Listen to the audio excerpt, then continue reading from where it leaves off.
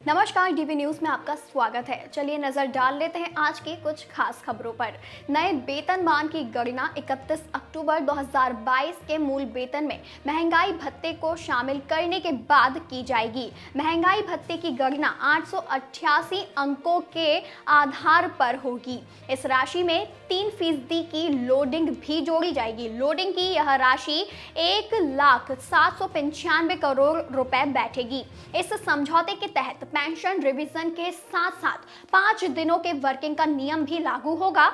समझौते के बाद अब यह मामला वित्त मंत्रालय के पास पहुंच गया है। वेतन में 17% बढ़ोतरी को लेकर आईबीए के साथ समझौते के बाद पेंशन रिवीजन पर भी रजामंदी बन गई है। हर शनिवार को बैंक में छुट्टी की भी सिफारिश की गई है। हालांकि शनिवार की छुट्टी की मांग पर अभी मामला अटका है और नोट में इस पर दस्तखत नहीं हुए हैं। वहीं राजस्थान, मध्य प्रदेश और छत्तीसगढ़ में मुख्यमंत्रियों के चयन में भाजपा की नजर सोशल इंजीनियरिंग पर भी है।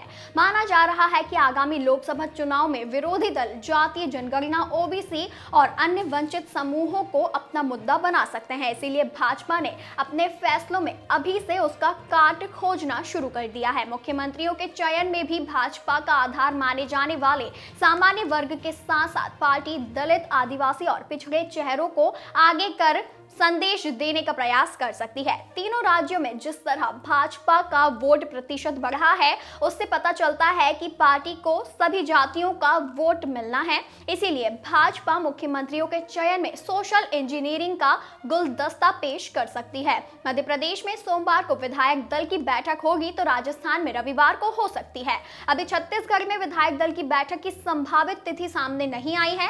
राजस्थान में रक्षा मंत्री राजनाथ सिंह जैसे बड़े कद के नेता को ऑब्जर्वर बनाने के मायने तलाशे जा रहे हैं। माना जा रहा है कि स्मूथ पावर ट्रांसफर कराने के लिए राजनाथ सिंह का कद मुफीद है।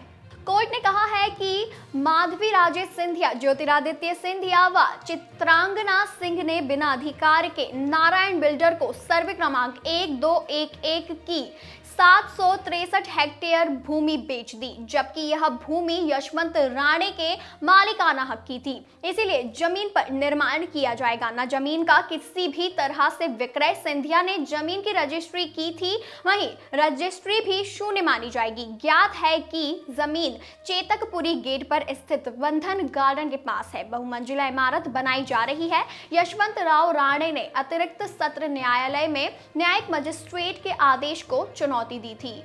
वहीं 5 राज्यों के विधानसभा चुनाव को लोकसभा चुनाव 2024 का विधानसभा चुनाव माना जा रहा था।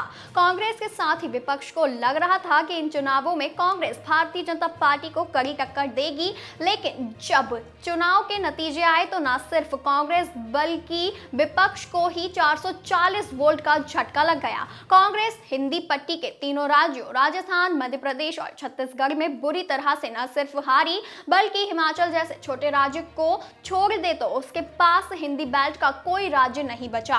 वहीं लोकसभा चुनाव में भाजपा और प्रधानमंत्री मोदी को चुनौती देने के लिए बिहार के मुख्यमंत्री नीतीश कुमार ने पटना से कलकत्ता और दिल्ली से चेन्नई एक कर दिया था।